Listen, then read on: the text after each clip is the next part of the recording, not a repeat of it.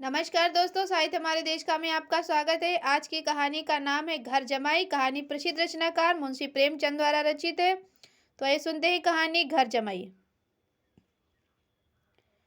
हरिधन जेठ की दोपहरी में ऊख में पानी देकर आया और बाहर बैठा रहा। घर में से धुआं उठता नजर आ रहा था। छन छन की आवाज भी आ रही थी। उसके दोनों साले उसके बाद आए और घर में चले गए। दोनों सालों के लड़के भी आए और उसी तरह घर के अंदर दाखिल हो गए, पर हरिधन अंदर न जा सका। इधर 1 महीने से उसके साथ यहाँ जो बर्ताव हो रहा था, उसे विशेषकर कल उसे जैसी फटकार सुननी पड़ी थी, वह उसके पाँव में बेड़िया सी डाले हुए था। कल उसकी सास ने ही तो कहा था, मेरा तो तुमसे जी भर गया है। मैं तुम्हारी जिंदगी भर का ठेका लिए बैठी हूँ क्या? और इससे बढ़कर अपनी स्त्री की निष्ठुरता ने उसके हृदय के टुकड़े कर दिए थे। वह बैठी यह फटकार सुनती रही, पर एक बार भी उसके मुंह से यह ना निकला कि अम्मा तुम क्यों इनका इतना अपमान कर रही हो। बैठी गट गट सुनती रही। शायद मेरी दुर्गति पर वह खुश हो रही होगी। इस घर में वह कैसे जाए?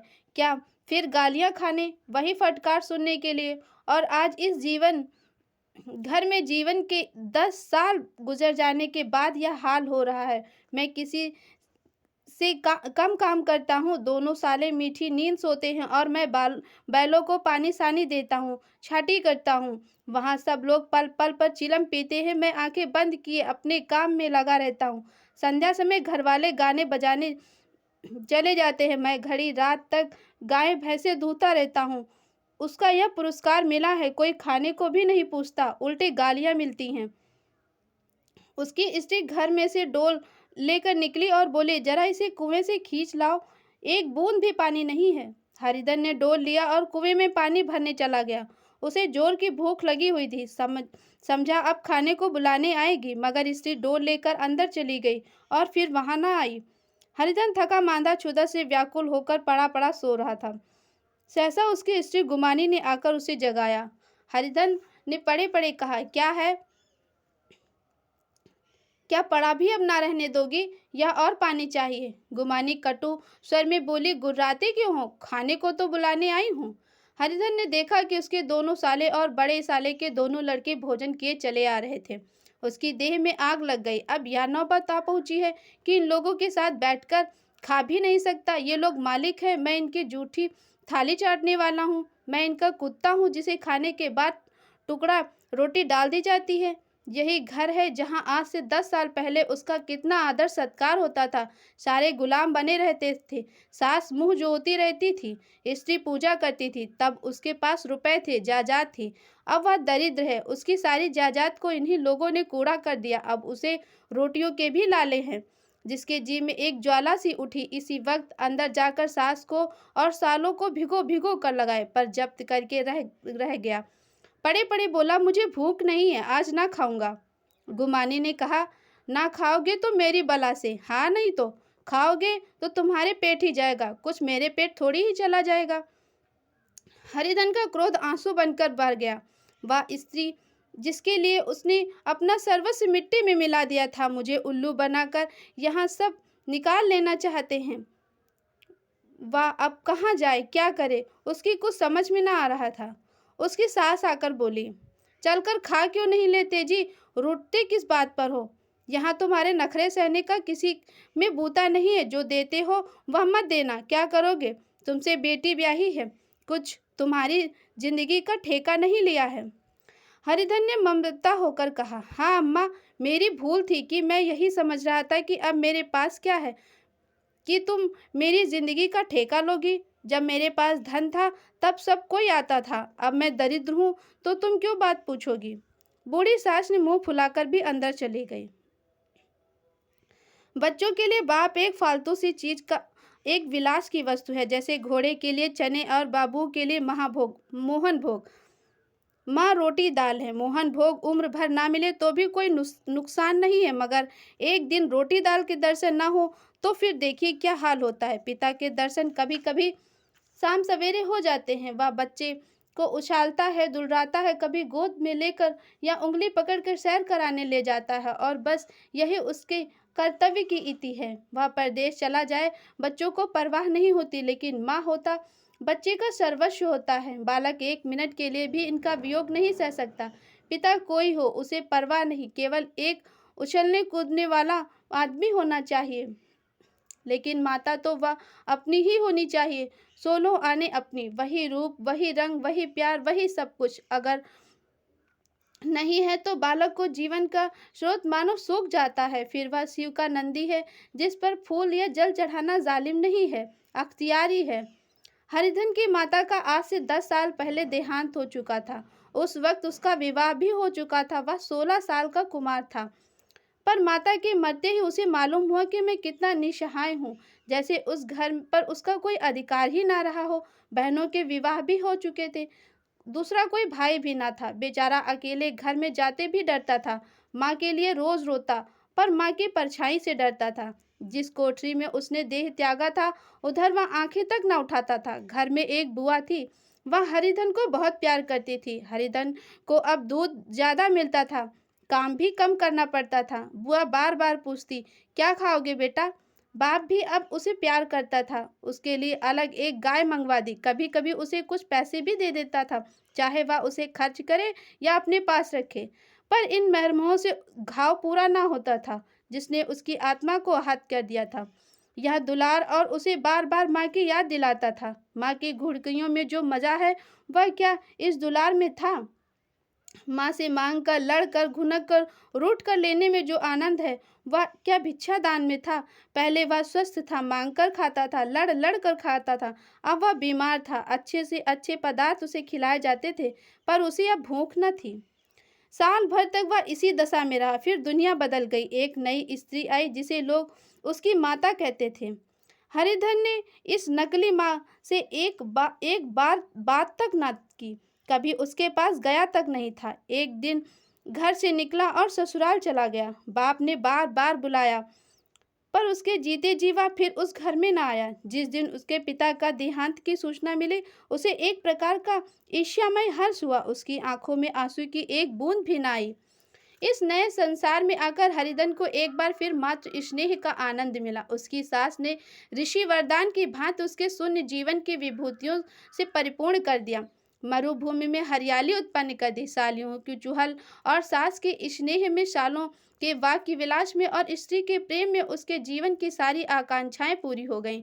सास कहती, बेटा तुम इस घर को अपना ही घर समझो, तुम ही मेरी आंखों के तारे हो। वह उससे अपने लड़कों की और बहुओं की शिकायतें किया करती। वह दिल में समझता था कि सास जी मुझे अपने बेटों से ज़्यादा चाहती हैं। बाप के मरते ही वह घर गया और अपने हिस्से की जायदाद को कूड़ा करके रुपयों की थैली लिए हुए आ गया। अब उसका दूना आदर सत्कार होने लगा। उसने अपनी सारी संपत्ति सास के चरणों में अर्पित करके अपने जीवन को सार्थक कर दिया। अब तक उसे कभी कभी घर की याद आ जाती थी, अब भूलकर भी उसे उसकी याद न आती, मानो वह उसके जीवन का कोई भीषण कांड था जिसे वह भूल जाना ही अच्छा समझता था। वह सबसे पहले उठता, सबसे ज्यादा काम करता और उसका मनोयोग, उसका परिश्रम देखकर गांव के लोग दांतों तले उंगली दबाते, उसके ससुर का भाग बखानते, जैसे ऐसा दामाद मिल गया है। लेकिन जो जो दिन गुजरते गए, उसका मान सम्मान घटता गया। पहले देवता था, फिर आदमी हुआ और अंत में घर का दास हो गया। रोटियों में भी बाधा पड़ गई, अपमान होने लगा। अगर घर के लोग भूखे मरते तो साथ उसे भी मरना पड़ता, तो उसे जरा भी शिकायत ना होती। लेकिन जब देखता कि लोग मूंछों पर ताव दे रहे हैं, केवल मैं ही दूध की मक्खी बना हुआ हूँ, तो उसके अंतस्तल में एक लंबी ठंडी आह निकल जाती। अभी उसकी उम्र 25 साल की ही तो थी, इतनी उम्र में घर में कैसे गुजरेगी? और तो और स्त्री ने भी आंखें फेर ली। यह उस विपत्ति का सबसे क्रूर दृश्य था। हरिधन तो इधर भूखा प्यासा चिंता देह में जल रहा था, उधर घर में सास जी और दोनों सालों की बातें हो रही थी। गुमानी भी हाँ में हाँ मिलाती जा रही थी। बड़े साले ने कहा, हम लोगों की बराबरी करते हैं, या नहीं समझते कि किसी ने अपनी जिंदगी भर का बीड़ा थोड़ी ही लिया हुआ है। 10 साल हो गए, इतने दिनों में क्या 2-3 हजार हड़प ना गए होंगे? छोटे साले ने कहा, मजबूर हो तो आदमी घुड़के भी, डांटे भी, अब इनका क्या कहें? ना जाने इनसे कभी पिंड छूटेगा भी या नहीं। अपने दिल में समझते होंगे कि दोनों मैंने 2-4 हजार रुपए दिए हैं, यह भी नहीं समझते कि उनके 2 हजार रुपए कब के उड़ चुके हैं। सवा शेर 1 जून को चाहिए, सास ने गंभीर भाव से कहा। बड़ी भारी खुराक है। गुमानी माता के सिर में जूं निकाल रही थी। सुलगते हुए हृदय से बोली, निकम्मे आदमी को खाने के सिवा और काम ही क्या करना आता है। बड़ा बोला, खाने की कोई बात नहीं है, जितनी जिसकी भूख होती है उतना खाया जाता है, लेकिन कुछ ज्यादा भी तो करना चाहिए। या नहीं समझते कि पहुनाई में किसी के दिन नहीं कटते। छोटे साले फिर बोला, मैं एक दिन कहूँ कि अब अपनी राह ले लीजिए, आपका कर्जा नहीं खाया है। गुमानी अपने घर वालों की ऐसी ऐसी बातें सुनकर पति से द्वेष करने लगी। अगर वह बाहर से 4 पैसे लाता तो इस घर में उसका कितना मान सम्मान होता। वह भी रानी बनकर रहती। न जाने क्यों बाहर जाकर कमाते उनकी नानी मरती है। गुमानी की मनोवृत्तियां अभी तक बिल्कुल बालपन की सी थी। उसका अपना कोई घर न था। उसी घर का हित अहित उसके लिए भी प्रधान था। वह भी उन्हीं शब्दों में विचार करती, इस समस्या को उन्हीं आंखों से देखती जैसे उसके घर वाले देखते थे। सच तो 2000 रुपये में क्या किसी को मोल ले लेंगे। 10 साल में से 2000 होते ही क्या हैं। 200 ही तो साल भर में पड़े। क्या 2 आदमी साल भर में 200 भी ना खाए होंगे।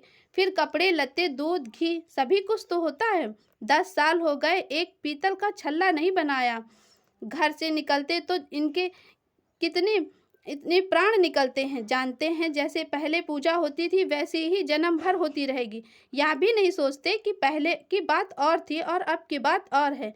बहू ही पहले ससुराल जाती है तो कितना महात्म होता है। उसके डोली से उतरते ही बाजे बजते हैं। गांव मोहल्ले की औरतें उसके मुंह देखने आती हैं और रुपए देती हैं। महीनों उसे घर में अच्छा खाने को मिलता है, अच्छा पहनने को कोई काम नहीं लिया जाता, लेकिन 6 महीने के बाद कोई उसकी बात भी नहीं पूछता। वह घर भर की लौंडी हो जाती है। उसके घर में भी मेरी भी वही गति होती है। फिर काहे को रोना। जो यह कहो कि मैं काम करता हूँ तो तुम्हारी भूल है। मजदूर की और बात है। उसे आदमी डांटता भी है, मारता भी है, जब चाहता रखता है, जब चाहता निकाल देता है, कसकर काम लेता है। यह नहीं कि जब जी में आया कुछ काम किया और जब जी में आया पढ़कर सो गए। हरिधन अभी पड़ा अंदर ही अंदर सुलग रहा था कि दोनों साले बाहर आए। बड़े साले साहब बोले, भैया उठो उठो, तीसरा पहर ढल गया है, कब तक सोते रहोगे, सारा खेत पड़ा हुआ है।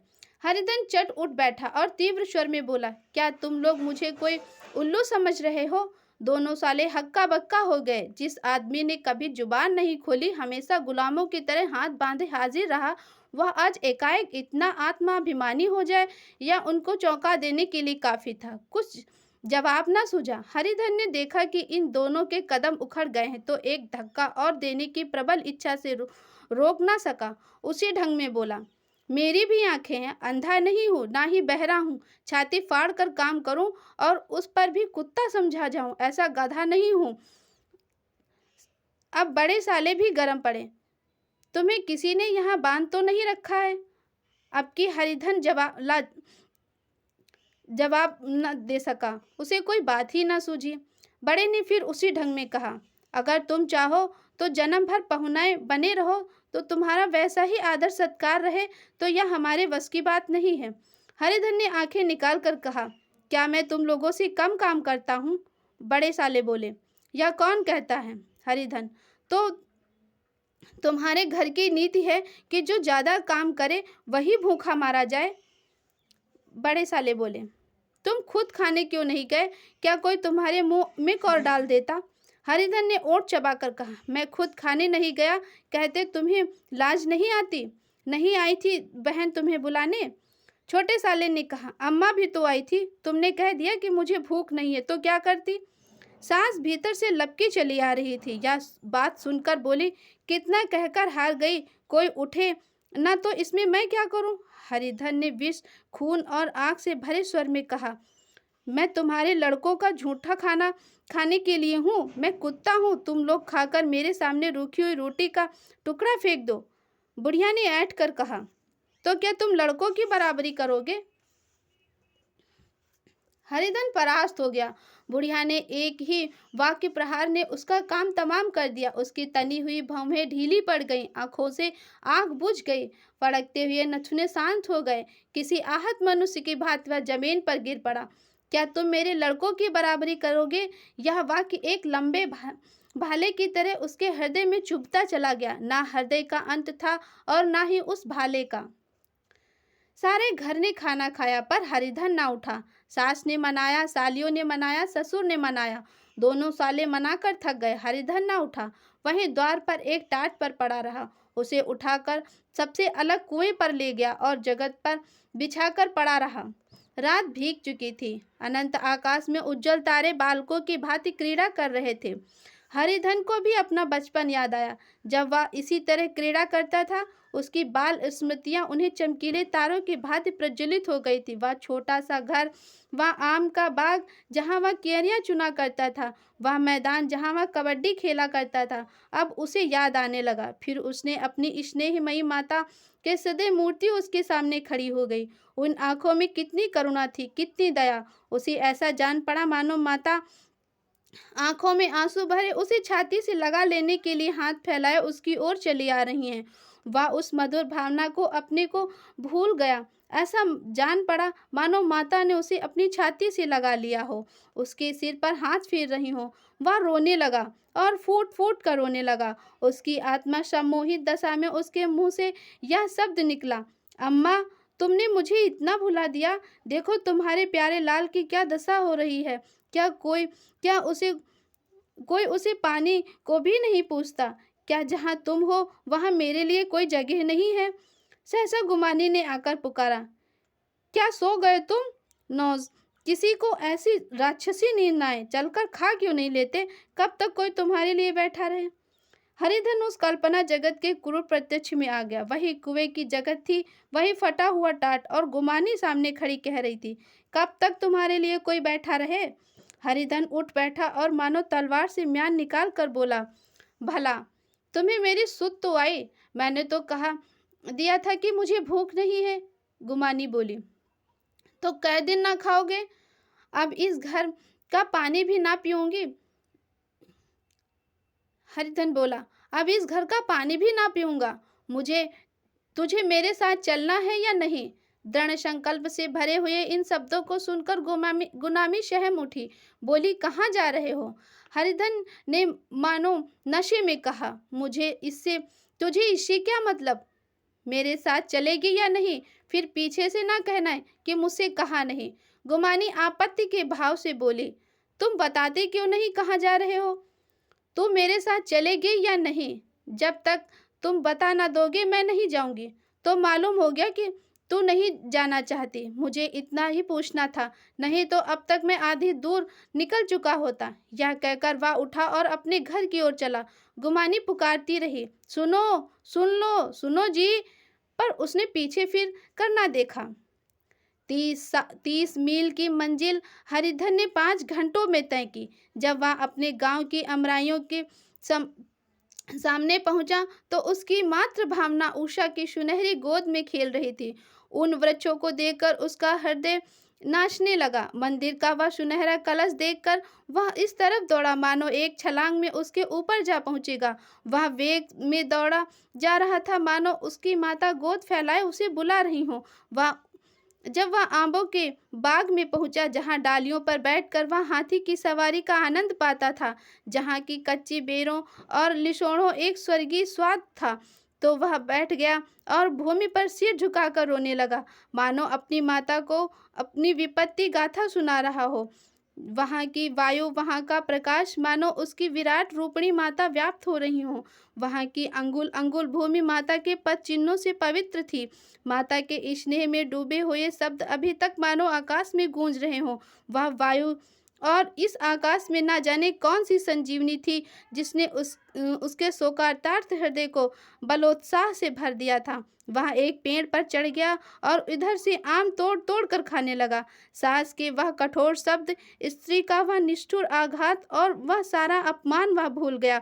उसके पांव फूल गए थे, तलवों में जलन हो रही थी, पर इस आनंद में उसे किसी बात का ध्यान न था। सहसा रखवाले ने पुकारा, वहाँ कौन ऊपर चढ़ा है? उतर भी आ, नहीं तो ऐसा पत्थर खींच कर मारूंगा कि वहीं ठंडे हो जाओगे। उसने कई गालियां भी दी। इस फटकार और इन गालियों में इस समय हरिधन को अलौकिक आनंद मिल रहा था। वह डालियों में छिप गया, कई आम काट काट कर नीचे गिराए और जोर से ठट्ठा मारकर हंसा। ऐसी उल्लास भरी हंसी तुम उसने बहुत दिनों बाद हंसी थी। रखवाले को यह हंसी कुछ परिचित सी मालूम हुई। मगर हरिधन कहाँ यहाँ? वह तो ससुराल की रोटियां तोड़ रहा है। कैसा हंसोड़ था, कितना चिल्लबा! ना जाने बेचारे का क्या हाल हुआ हो। पेड़ की डाल से तालाब में कूद पड़ता था। अब गांव में ऐसा कौन है? डांट कर बोला, वहां बैठे बैठे हंसोगे तो आकर सारी हंसी निकाल दूंगा, नहीं तो सीधे उतर आओ। वह गालियां देने जा ही रहा था कि एक गुठली उसके सिर पर आकर लगी। सिर सहलाता हुआ बोला, यह कौन शैतान है, नहीं मानता? ठहर तो मैं आकर तेरी खबर लेता हूँ। उसने अपनी लकड़ी नीचे रख दी और बंदरों की तरह झपट कर ऊपर चढ़ गया। देखा तो हरिधन बैठा मुस्कुरा रहा था। चकित होकर बोला, अरे हरिधन, तुम यहाँ कब आए? इन पेड़ों पर कब से बैठे हो? दोनों बचपन के सखा वहीं गले मिलने लगे। यहाँ कब आए? चलो घर चलो। भले आदमी, क्या वहां आम भी मैसर ना होते थे? हरिधन ने मुस्कुरा कर कहा, मंगरू, इन आमों में जो स्वाद है वह और कहीं नहीं। गांव का क्या क्या रंग ढंग है। मंगरू सब चैन बैन है भैया। तुमने तो जैसे नाता ही तोड़ लिया हम लोगों से। इस तरह कोई अपना गांव घर छोड़ देता है क्या? जब से तुम्हारे दादा मरे सारी गृहस्थी चौपट हो गई। दो छोटे छोटे लड़के, उनके क्या किए होता है? हरिधन बोला, मुझे अब इस गृहस्थी से क्या वास्ता भाई? मैं तो अपना हिस्सा ले चुका हूँ, मजदूरी तो मिलेगी ना। तुम्हारे गैयों को मैं ही चरा दिया करूँगा, मुझे खाने को दे दिया करना। मंगरू ने अविश्वास का भाव से कहा, अरे भैया, कैसी बातें करते हो? तुम्हारे लिए जान तक हाजिर है। क्या ससुराल में अब ना रहोगे? कोई चिंता नहीं, पहले तो तुम्हारा घर ही है, उसे संभालो। छोटे छोटे बच्चे हैं, उनको पालो। तुम नई अम्मा से नाहक ही डरते हो, बड़ी सीधी हैं बेचारी, बस अपनी माँ ही समझो। तुम्हें पाकर तो निहाल हो जाएंगी। अच्छा, घरवाली को तो लाओगे ना? हरिधन बोला, उसका अब मुंह भी ना देखूंगा, मेरे लिए तो वह मर गई। मंगरू बोला, तो तुम्हारी सगाई हो जाएगी। अब उसकी ऐसी मेहरिया ला दूंगा कि उसके पैर धो धो कर पियोगे। लेकिन कहीं पहले वाली भी आ गई तो? हरिधन बोला, अब वह ना आएगी। हरिधन अपने घर पहुंचा तो दोनों भाई भैया भैया करके उसके घर से भीतर भीतर से बाहर दौड़े और माँ को खबर दी। उस घर में कदम रखते ही हरिधन को ऐसी शांति महिमा का अनुभव होने लगा, मानो वह अपनी माँ की गोद में बैठा हुआ। इतने दिनों ठोकर खाने से उसका हृदय को कोमल हो गया था। जहाँ पहले अभिमान था, आग्रह था, हेकड़ी थी, वहाँ अब निराशा थी, पराजय थी और याचना थी। बीमारी का जोर कम हो चला था। अब उस पर मामूली दवा भी असर कर रही थी। किले की दीवारें छिद चुकी थी। अब उसे घुस जाना असाध्य न था। वही घर जिसमें वह एक दिन विरक्त हो गया था, अब वह गोद फैलाए उसे आश्रय देने को तैयार था।